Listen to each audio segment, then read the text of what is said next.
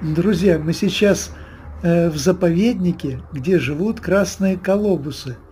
Вот я снимаю одного из них, а надо мной сидит еще один и наблюдает за моими действиями.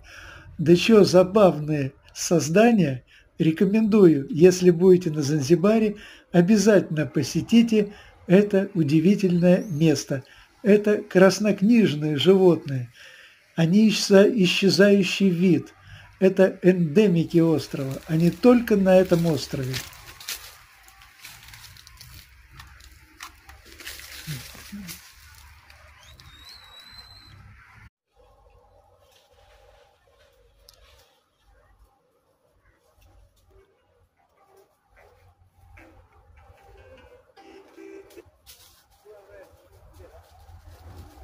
Karibu na mtondo ka Costi.